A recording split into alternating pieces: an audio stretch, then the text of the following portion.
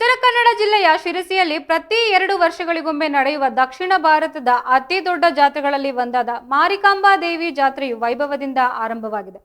ಶುಕ್ರವಾರದಂದು ಸಾವಿರಾರು ಭಕ್ತರ ಸಮ್ಮುಖದಲ್ಲಿ ದೇವಿಯನ್ನು ಮೂಲ ದೇವಸ್ಥಾನದಿಂದ ಬಿಡ್ಕಿ ಬೈಲ್ ಜಾತ್ರಾ ಗದ್ದುಗೆಗೆ ರಥೋತ್ಸವದ ಮೂಲಕ ಕರೆತರಲಾಗಿದ್ದು, ಈ ಅದ್ಭುತ ಕ್ಷಣವನ್ನು ಕಣ್ತುಂಬಿಕೊಳ್ಳಲು ಲಕ್ಷಾಂತರ ಭಕ್ತರು ಶಿರಸಿಗೆ ಆಗಮಿಸಿದ್ದಾರೆ.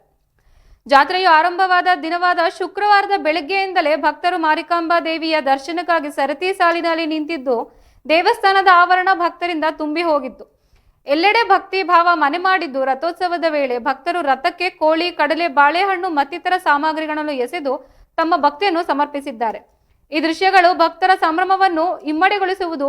ಮಧ್ಯಾಹ್ನ 1:30 ಸುಮಾರಿಗೆ ದೇವಿ ಜಾತ್ರಾ ಗದ್ದುಗೆಗೆ ಆಗಮಿಸಿದ್ದು, ಈ ಶುಭ ಸಂದರ್ಭದಲ್ಲಿ ಮಾರಿಕಾಂಬಾ ಮಾತಾ ಕಿ ಜೈ ಎಂದು ಘೋಷಣೆಗಳು ಮೊಳಗಿದವು.